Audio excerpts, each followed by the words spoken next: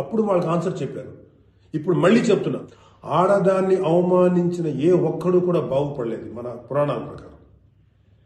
ద్రౌపదిని నడి సభలో అవమానించిన ప్రతి కౌరవుడు సర్వనాశనం అయిపోయాడు, ఇంక్లూడింగ్ భీష్మాచార్యుడు, ద్రోణాచార్యుడితో సహా. ఇప్పుడు నేను మాట్లాడినాక నాకు 100 కామెంట్లు పెడతారు మీరు, నాకు తెలుసు. అయినా నేను నా వాయిస్ ఓపెన్ చేయకపోతే తప్పు చేసినాను అవుతాను.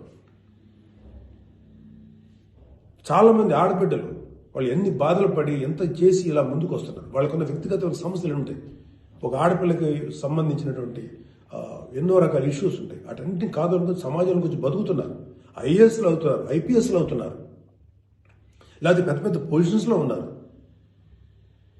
సినిమా ఇండస్ట్రీలో ఉన్నారు, లేకపోతే క్రియేటివ్ ఇండస్ట్రీలో ఉన్నారు, పెద్ద పెద్ద వ్యాపార సంస్థలో ఉన్నారు. ఆడదాన్ని గౌరవించిన ప్రతి ఒక్కడు గొప్పోడయ్యాడు. గొప్ప గురించి కూడా మాట్లాడు. రెస్పెక్ట్ ఇవ్వండి అయ్యా మా తోటి ఆడపిల్లలకి. మహా అయితే మీరు ఏం చెప్పాలి ఆడపిల్లలకి? అమ్మ, మిమ్మల్ని మీరు ప్రొటెక్ట్ చేసుకునేటువంటి స్థితిలో ఉండండి, మిమ్మల్ని మీరు రక్షించుకోండి, లేదా రక్షణగా మనుషులను తీసుకెళ్ళండి.